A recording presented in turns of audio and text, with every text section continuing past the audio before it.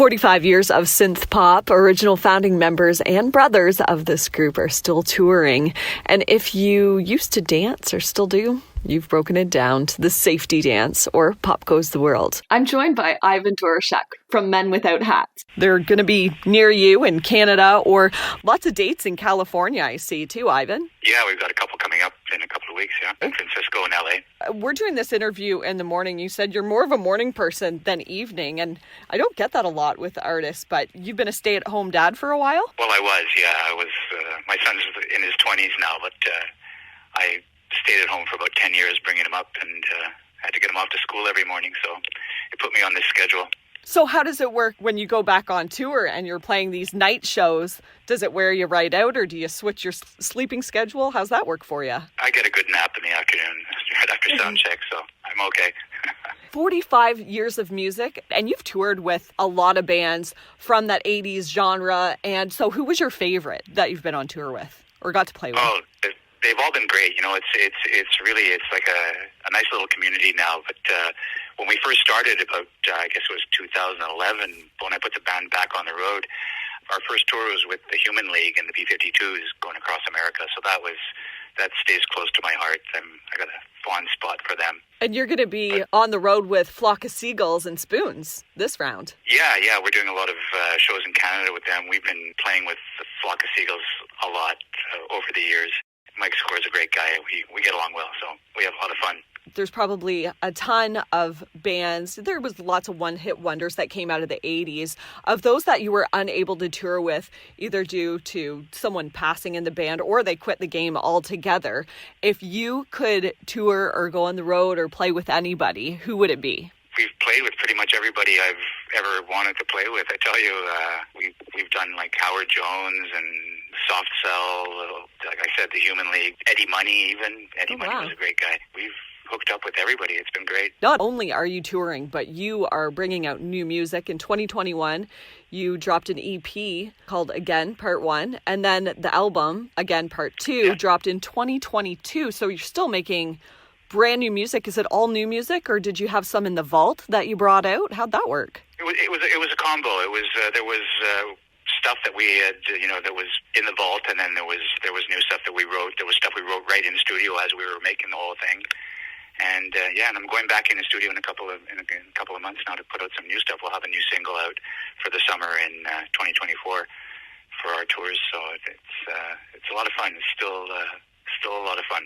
Is this the studio that's on a mountain? That's where we put our last two records together. Yeah, we rented. I live on Vancouver Island, and we rented a house on top of the Malahat Mountain here, overlooking the Pacific, and spent quite a few months just putting it all together. Did it old style. It was good. And so when you say old style, were you using that synth that you still have from the safety dance? Oh, yeah. With the Prophet 5 that we used in the safety dance sessions, we used that. Old style and old school, I mean, more like the way bands used to make records, renting a house and holing up until the record was finished and just making music from morning till the sun went down, and that's how we made this one. You said you were writing it and recording it all at once there. Yeah, it was. You get inspired when you're making an album. You usually get inspiration to write new stuff, and that's exactly what happened. We had a lot of fun. It was great. And you added Colin's daughter, your niece, Sahara Sloan. She's a soprano. Well, she's been around the band since she was born. She grew up around dancers and synthesizers and studios and everything like that. So she was a perfect fit for the band. And Colin had been with us. Colin was touring with us, but he just got named the head of the voice department at the Victoria Conservatory of Music here on the island. So he's having a lot of fun with that, and he's had to take some time off touring to devote to teaching people how to sing properly. And so Sahara, is she traveling with you for California and Canada? Oh yeah. She's a full member of the band now. She's been singing background vocals on the record since the beginning, but now she's a full-blown member now and playing keyboards and singing and having a great time. When I was listening to the EP, Again, Part 1, you cover Mott the Hopples, All the Young Dudes, and Tragically Hip's Blow at High Dough. When I first pressed play on that one, I'm thinking, how are they going to make Blow at High Dough out of this? Because even the notes aren't the same. But wow, did you ever make that your own? And especially when it kicks into the chorus, I just want to say, great job on that. Very well done. Well, thanks a lot. Thanks a lot. We really wanted to do a tribute to them. They're one of the great Canadian bands, so we just wanted to do a good tribute to them. That was a song that first connected me with the band. I went to see them on their first tour because I'd heard that song on the radio and I wanted to check them out, and went backstage and had a chat with them, and it was great. We just we connected, and it was fun. So have you talked to any of those members about the cover, or have they touched base with you just to say, hey, we saw that you covered it? Yeah, not since, but they don't let anybody cover their songs, so we had sort of asked permission, and we were happy that they let us do it. So it was, I'm sure I'll run into one of them at one point, and we'll have a good laugh about it. And you also covered a Rolling Stones song, 2,000 Light Years from Home, and the Mott the Hopple. You have to get permission for all of those to record them, or how does that work? No, the rest are pretty much they're public domain. But the Tragically Hip was we didn't want to step on anybody's toes, so we went the proper channels with that one. Also on that EP, the No Friends of Mine, I did not see that coming, where you were going to slow down the safety dance.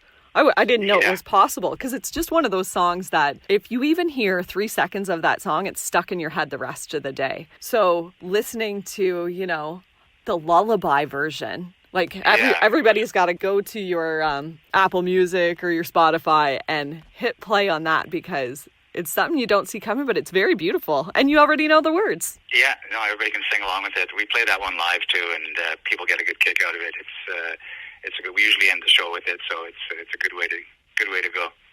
Oh, well, you gave it away. But it's no reason to not go to any of these shows. It's all listed on your website, which is thesafetydance.com, is the official website for your band. And I'm so glad to see you guys still going strong and making music, new music for us to listen to. But it sounds like the old stuff, and some of it was taken from old stuff. So it's just great to talk to you, and can't wait to see you at some of your shows. Yeah, well, we'll be out there next year. We're doing quite a few tours next year in Canada and the States, so we'll be around.